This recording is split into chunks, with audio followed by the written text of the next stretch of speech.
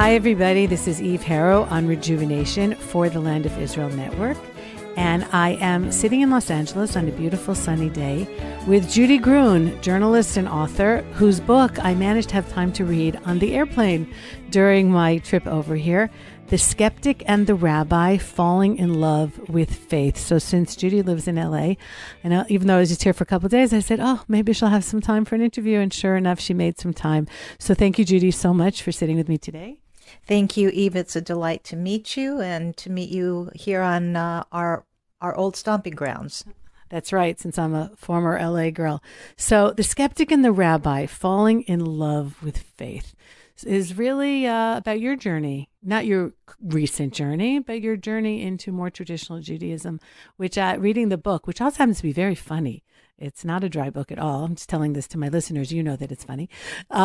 Is I think a journey that you've had that resonates with a lot of people, and that's why I asked if you would be willing to talk about it on the show. So a little bit about the book, about your personal journey.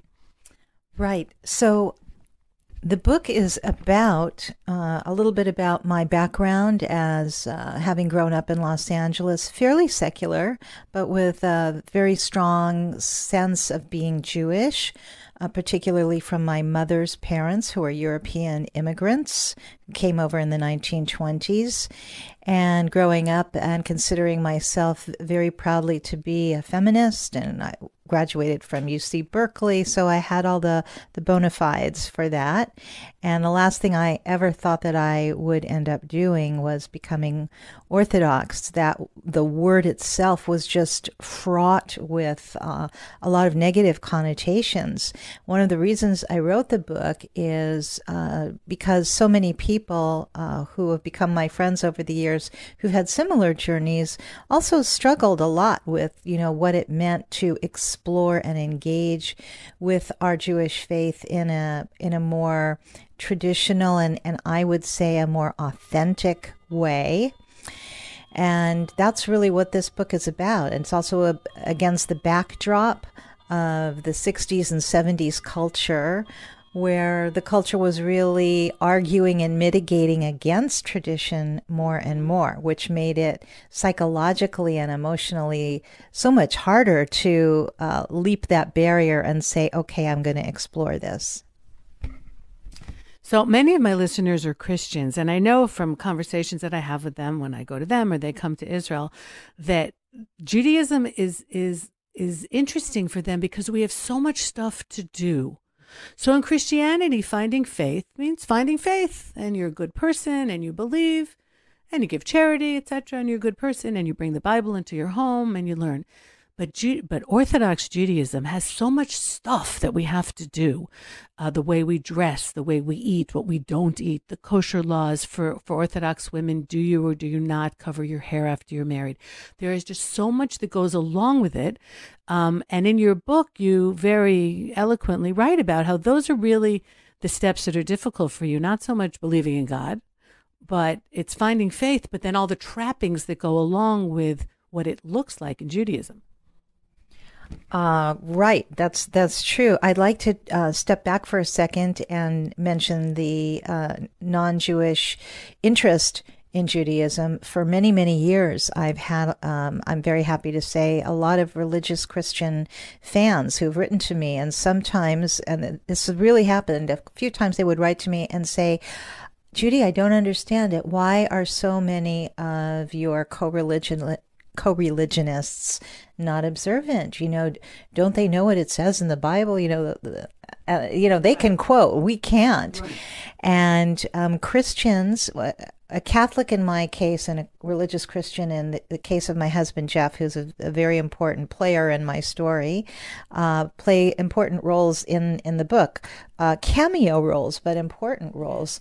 For example, when my husband, Jeff, was in junior year abroad in England, it was a Christian friend of his who said, during spring break, you're already here in Europe, you must go to Israel. And Jeff said, well, why would I do that? And in my case, when I was really struggling about moving toward faith, I was already involved with Jeff, and he had made the decision to move toward faith, and I really wasn't sure I could go there. It was a Catholic coworker who said to me, if I weren't Catholic, I would really want to be Jewish. And often it is our Christian and Catholic friends who are the ones to give us the push and the empowerment to explore our own faith when our secular friends and relatives feel uncomfortable, as we had felt uncomfortable, and we're not going to get the push or the encouragement from them in most cases. Mm-hmm. So, yeah, I think there's God people and there's not God people in all religions, and I think that we see that. I think religious people attract other religious people at some point, even if it's not necessarily the same religion. We have a common language. We see God in the world. We see God in our lives. But a little bit about your background, because, the book starts off really with you meeting Jeff, who becomes your husband. Spoiler alert, everybody. I'm really sorry. And that he's on this journey, and you kind of go along with it. That's kind of a package. If you want Jeff, then it's a Jewish Jeff. But you're very honest about some of the back and the forth and the questions that you had. And while your maternal grandparents were very Jewishly oriented, your paternal ones weren't exactly. And that struggle, because of course you were close with all of them. So how does this work out for you? Right. So my grandparents, I know I mentioned my mother's parents earlier in our conversation. They were religious. My grandfather became ordained in the conservative movement, but they were born into Orthodox families in Europe, of course, given when they were born. But my paternal grandfather and his second wife, who I considered my grandmother every inch of the way, they were atheist. And, my grandmother considered herself agnostic, but my grandfather was a bacon frying, cigar smoking. He was always poking fun at religion. But there was something very sad about it underneath. And he had lost his father when he was a little boy. And the story goes, he said that the rabbi came to their house and told him that it was God's will. And so as a little boy, my grandfather said, well, if that's his will, so long, I'm out of here. And he never looked back. But my non-religious grandparents were also my fun grandparents. My grandmother was a doctor. Not only was she an MD in a time when women were generally not MDs. In fact, it was very rare. She was even more radical. She was a homeopath. She was an acupuncturist. They were cool. Nobody had grandparents like those grandparents. And they were fun, and I was close to them. And I loved all my grandparents, and I saw that each set had something that the other was missing. And I really was growing up thinking, is there any way that I could be broadly intellectual and cosmopolitan like Cece and Papa Rosenfeld without losing the grounding to the tradition that Nana and Papa Cohen had? So that they form, part of the backdrop to the story. And in the story, it's not a secret because I open the book with our wedding, but then I go back in time and revisiting parts of my childhood, including a few very, very painful parts, and then later struggle intellectually and emotionally with whether I can make this leap into Orthodox Ville. And then when I do make the decision, I have several chapters showing myself navigating the new waters and including the difficulties. For example, I did not cover my hair for a good few years. And that was just really hard. It's never been my favorite mitzvah. It still isn't. And that's okay.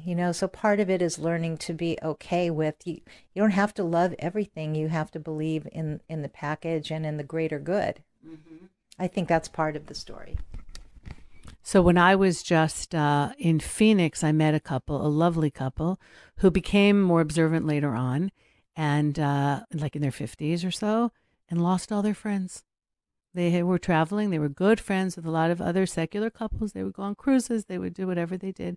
And by taking on, a stricter level, if you will, of Judaism, they lost their friends. And I could see how even years on, how painful that was for them. Like they weren't loved for who they were.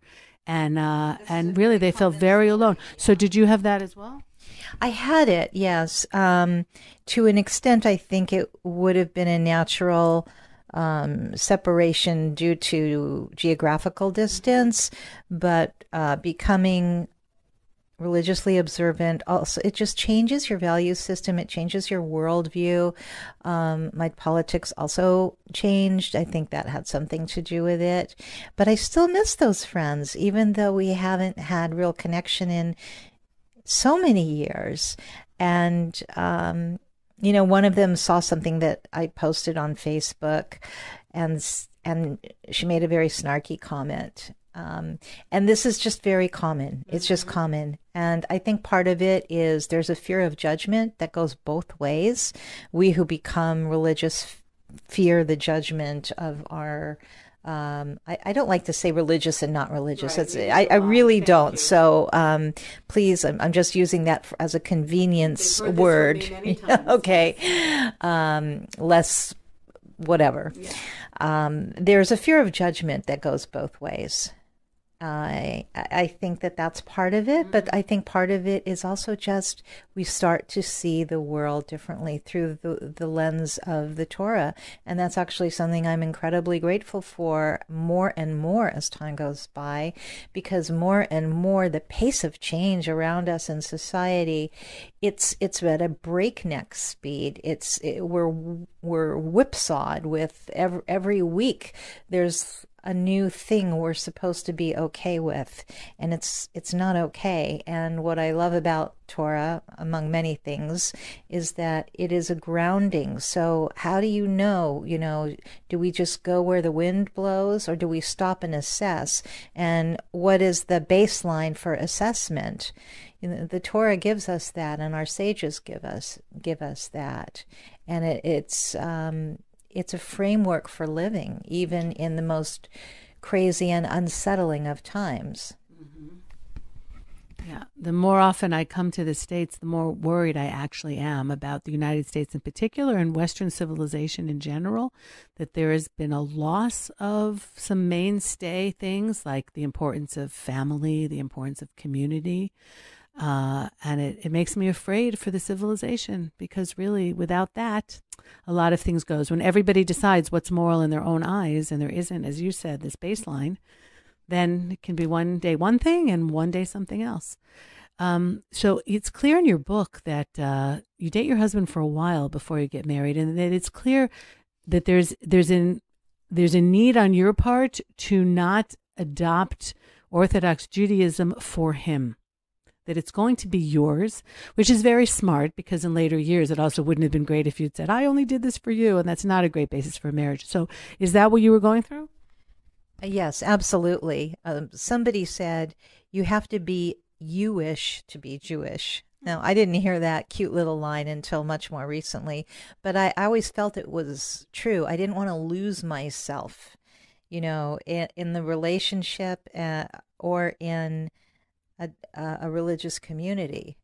And my husband, Jeff, is a wonderful man and tends to be soft-spoken and was never one to push me. In fact, he would never have continued to date somebody as belligerent as me unless, he really had so much respect for me in every way, including for my intellect But he was patient. He's a very patient man, and I think that he saw that deep down I had certain bedrock values that were, today we call them conservative, but they're really not. They were just traditional, and the kind of values that everybody until pretty recently agreed on were normative, the family and that sort of thing.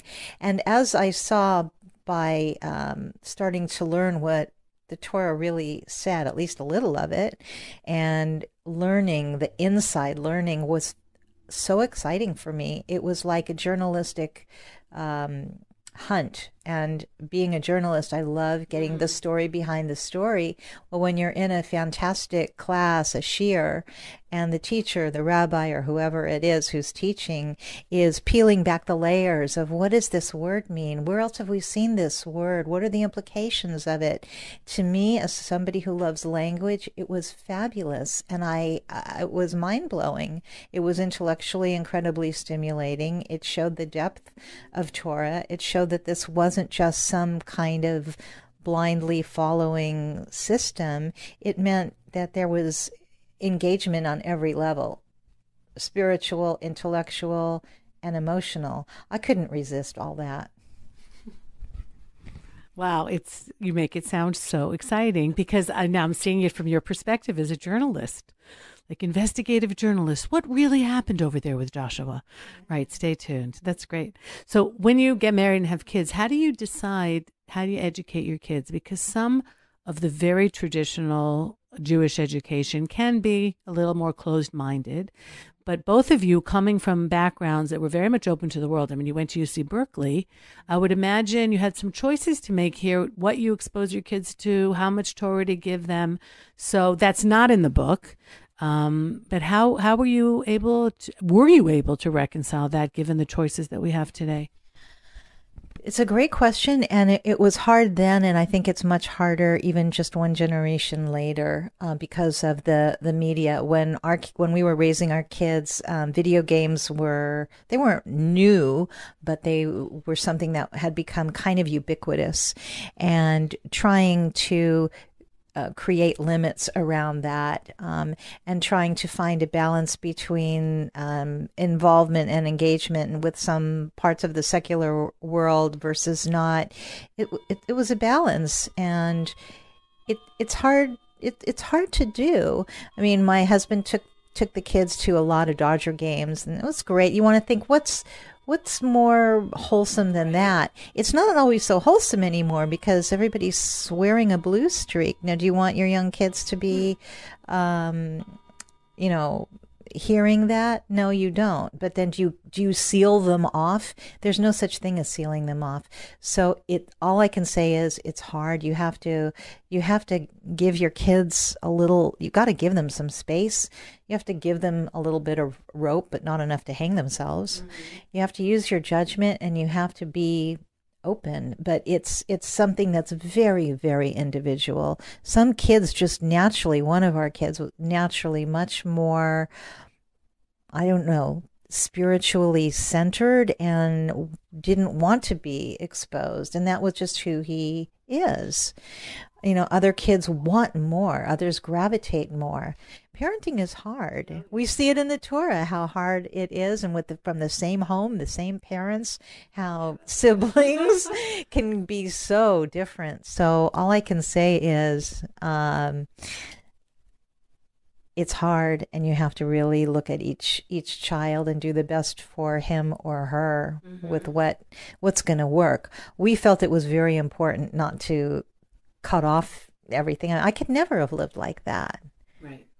Some of our kids have chosen to live in a more sequestered way, but while that's not for me, I have much more sympathy for it now when I look around and see what's out there, and really truly how coarse and vulgar and depressing a lot of what goes on out there is. And look how unhappy people are too. Right. And how did it work with your extended family? I mean, both of you coming from families that are not necessarily traditional, and let's say like keeping kosher, and you go to this grandparent or that aunt and uncle. Were you able to negotiate these minefields? How did that work? Let's just say I've done a lot of cooking over the decades, and to make Thanksgiving for the whole family, it meant I was making Thanksgiving, and certainly we invited family for a number of Shabbases, and of course, the big holidays. I couldn't always do it for every holiday and invite everybody, but I did it a lot. We tried a few times to go elsewhere, but we saw it was just getting too complicated. There were too many compromises that we had to make, and we felt that We were too uncomfortable. It's really hard. It's a hard thing for Balei Tshuva not to make their families feel like they are rejecting them. Choosing one thing. I just read this last night in Rabbi Sachs. Was talking about this parsha with the blessings, that even though Jacob was chosen, it didn't mean that Esau was rejected, although it felt like a rejection. So those of us who are choosing Torah and Torah observance, it doesn't mean we're rejecting the family, but the family, some members of it, can feel rejected. It's a delicate dance, and I think that both Balei Tshuva have to work as hard as they can, but also the family members also need to try and be accommodating. So tell us about your other books, and after that, because I believe this is your 5th book, why you chose to write this book now, because you're ready, have grandchildren, you're writing about what happened 25, 30 years ago. So if there was was this book cooking in you for a while already? Were you not going to write it? Did something happen now? But first I want to tell the listeners, because you said you have a fan club, so clearly you're out there. So what have you been doing until this book came out? My whole career has been writing and editing and a lot of humor work. I've always loved writing humor. I have 3 humor books. The first one is called Carpool Tunnel Syndrome, Motherhood as Shuttle Diplomacy. Even though I wrote it 16 years ago, it's still the one that people said, oh, you're the one who wrote Carpool Tunnel Syndrome. And I smile, I kind of grit my teeth, and I think, yeah, I had a few more since then. That's the kind of the writer's response. And Till We Eat Again, a second helping, and the Women's Daily Irony Supplement. They're all nice little books. They're all available online. And Timeless humor, huh? Timeless humor. Yeah, they've actually held up very, very well. And then I co-wrote a book on MBA admissions called MBA Admissions for Smarties with Linda Abraham. Why this book? Over the past 10 years or so, I started to think that maybe I should write my story, because enough time had gone by where I really had perspective. I wasn't still new in it. I really saw how it had worked out, not only for me, but I've observed, so many other people and how it had worked out for them. I felt that I could say something of substance about this experience. It's also part of the Jewish experience of my time, the Baal Tshuva phenomenon, which is not now what it was 20 years ago, 25 years ago, but still tens of thousands of people did what I did. And their stories have not been told. What really put the fire under my feet was, over the past several years, there have been a spate of memoirs that were written by people who grew up mostly in Hasidic communities or joined Hasidic communities, only to leave them in much pain and anger. And while I am not disputing anything anybody said, I don't question anybody's right to tell their story, those were the only stories about Orthodox Jews in America that were getting out there and reaching a secular audience and a non-Jewish audience, because the media loves stories like that, religion as abuse stories. They love those stories. So it was very hard for me, primarily as a Jew, but also as a writer. It made me crazy to see these people who had no writing credentials to speak of. They hadn't spent years building up their platform, but boy, they didn't have any trouble getting on NPR. They didn't have any trouble getting agents and publishers. It made me very upset. And I know it sounds like sour grapes, but I really, more than that part of it was, no, while there are many people who say goodbye, there are people like me who say hello and are glad they did and stayed. And I wanted to try to start to level the playing field a little and tell the good side of the story, again, without the sugarcoating, warts and all. But it's mostly been wonderful and blessed and often funny and poignant. And now our kids are all grown. We have 3 grandchildren. and I couldn't ask for a better return on investment. Mm-hmm. Okay. You also have a column, or you write for different newspapers in addition to being an author? I don't have a column regularly. You should. I should, yes. I'm on aish.com very, very frequently. Recently, I've done a lot of topical stories. I wrote about the unfortunate Harvey Weinstein case and about hookup culture on campus. I tackle a lot of very serious societal issues through a Jewish lens. I do a lot of that. So right now I'm very busy also coaching a couple of clients with their books and promoting the book. So I'm pretty busy, but writing is, next to my family, the love of my life. So what is your feeling about the tremendous level of assimilation here? I mean, here, I read your book, and there's such love that comes through for Judaism, for the Jewish people, that you embraced on your own. Yet at the same time, what we have here, what I see every time I come to the States more and more, is Jews leaving, not necessarily out of anger, like you mentioned, some of the books that were written where, high profile, I'm out of here, Orthodox Jews who go secular, but just kind of adrift, not jumping off a cliff, but just like adrift. It's just not that important to be Jewish. It's not that important to find a Jewish spouse. It's not that important to raise your children with any kind of Jewish identity beyond, almost a symbolic one. So you went the other way. You swam against the tide, even though at the time a lot of people did in the post-Woodstock 6-Day War era, which I think is not coincidental, that a lot of things happened during that time period. But now we're seeing it's going the other way. What is your feeling about that? I think that as Jews, we're obligated to be optimistic.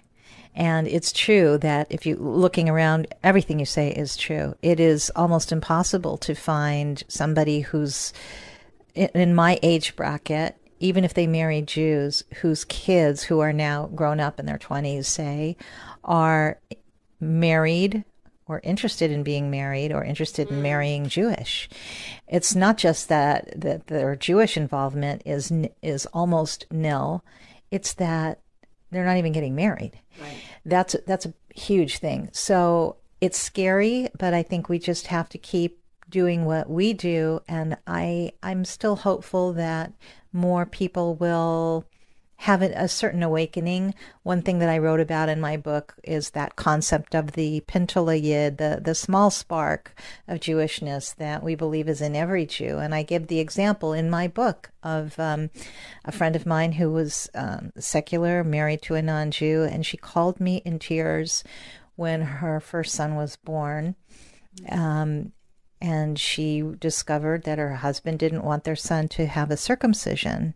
Now, she married out. She did nothing religiously, Jewishly, but she was so shocked and upset by this. And she said, I don't know why I feel this way. And I said, I think this is just primal. This is part of being a Jew. So you never know where wake-ups are going to come from. Mm-hmm. And I think we just have to do everything that we can do to share what we can share about our Jewish lives and the benefits of it, and the rest is going to be up to Hashem. Mm-hmm. So this is kind of off the topic of your book, but something you said a couple of minutes ago. I interviewed years ago a woman, she's actually a psychiatrist, who was appalled at the level of suicides of young women on campus that's risen steadily over the years.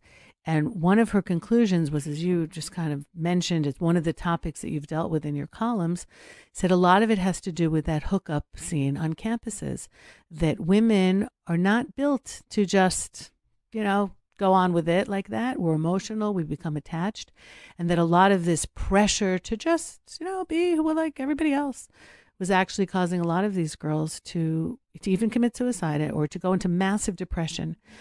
So I see your feminist side here still alive and well. Now, were you writing this column from a religious perspective, let's say a moral perspective, you shouldn't sleep around, or from a perspective of girls, like what's going on here? Because for me, the Torah's ideas are very much not anti-feminist at all. Torah feminism, I don't think, is phenomenal, and I don't think people appreciate it enough, but more like an understanding that women are different than men, and the same things that men can do, or maybe shouldn't do, but do, don't apply to women. Where was the impetus for that particular column? It just struck something for me. Right. So I've done two stories like this. They're both on aish.com, and I encourage anybody who's interested in this topic to look it up. One was done several years ago.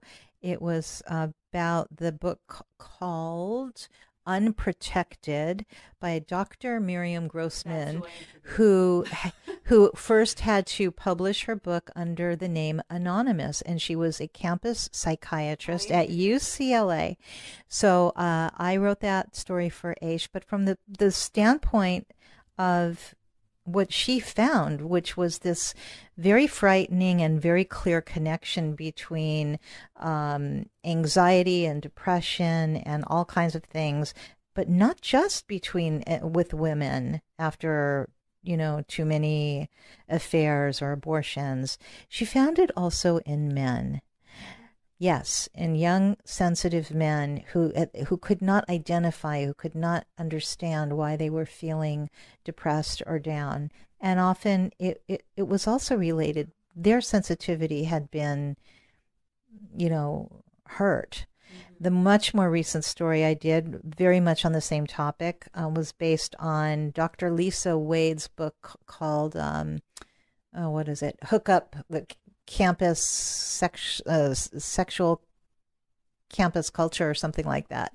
Mm-hmm. Much more recent. And Dr. Wade is not Jewish. She's not socially conservative, but in her own research also she's seeing the devastating effect of college students who are judged like that in a look.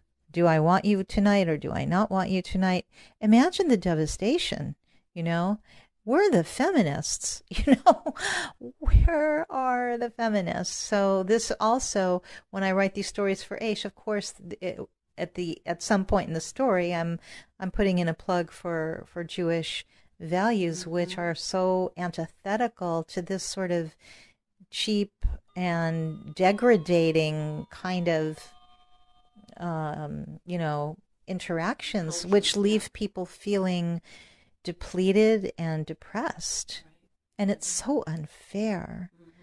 Mm-hmm. Our young people today have been given such a raw deal. Right. No, I hear this from both Jews and Christians who were worried that without those Bible values, I'm not talking about in a theocratical kind of way or theological kind of way, that there's a lot of wisdom in this book that was written so long ago about people and how people behave and what people are sensitive to. And a lot of that's getting thrown out in the name of progress or whatever it is. And as a parent and as a grandmother also, it's really frightening, the kind of world that is seen as what you have to do to be accepted. And there are a lot of beautiful things in the Torah, even if you're not Jewish, or even if you're not so-called observant. And I agree with you 100%. I hate the terms religious and secular because everybody's got their own relationship with God and their own level of things. And we can't judge or shouldn't judge or be judged on that level. So I'm glad to see, and it is Miriam Grossman, whose name escaped me because names escape me now, that I interviewed a few years ago, and how shocked she was by what she was finding. And I think it's only gotten worse since then. It has gotten worse. Yeah. And it makes me very angry also as someone who's been in journalism for so long, that journalists who know better, who have the information about the connection between, say, for example, a lot of STDs, sexually transmitted diseases, and later infertility and all kinds of things, they keep that quiet. Mm-hmm. They keep that quiet. But meanwhile, if there's a new food dye for apples or something mm-hmm. like that wasn't tested for 15 years, everybody's screaming. So when it comes to things in the physical world, you can't be careful enough out there. But when it comes to things that affect us at our very core, emotionally, spiritually, I'm at a loss for words as to how people can think that it's just okay. Don't we want to do a little testing here first before we tell the whole world, sure, go ahead, do this, try this?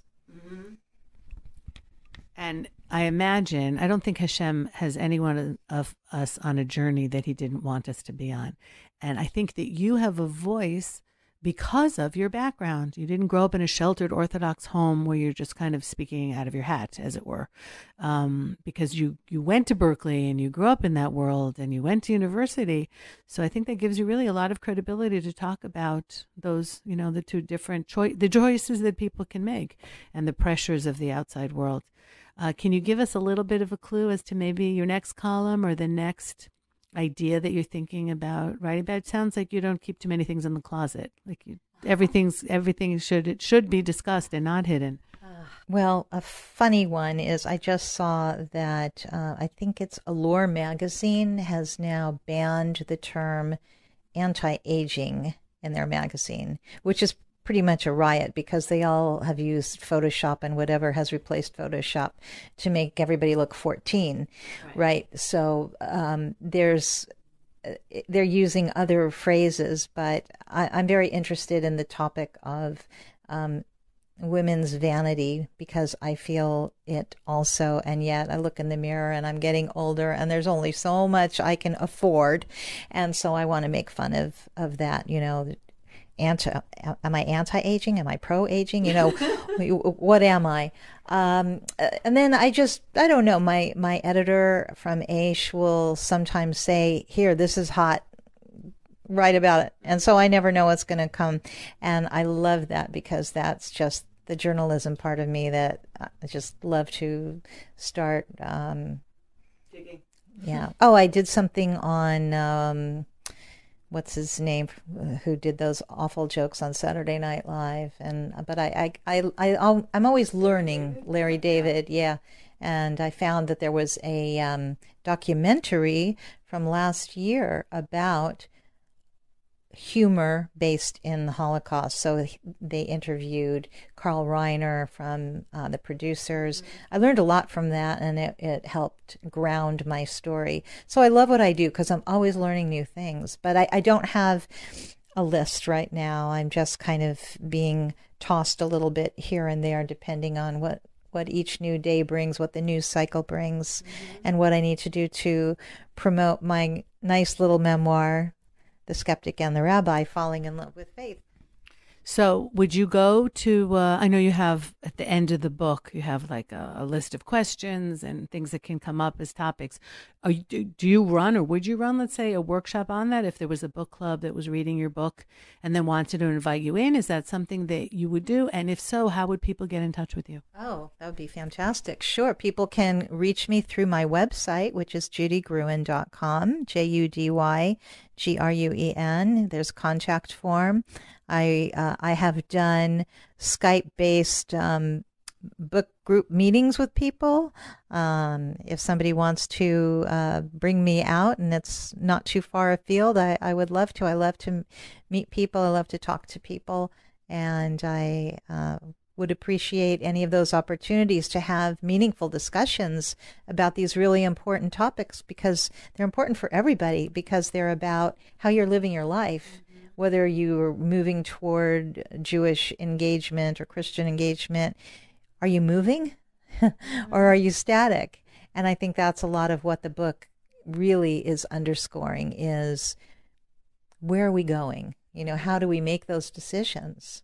So that's really what it's about. One of my editors kept using the phrase, your true north. She said, Judy, this is all about how you found your true north. And I hadn't heard that expression, but I started using it, and I love it. It's, where are you going? What's the direction you're meant to be going? And yes, I absolutely agree with you. Hashem puts us all where we're supposed to be, and we have to figure out how to make the most of it.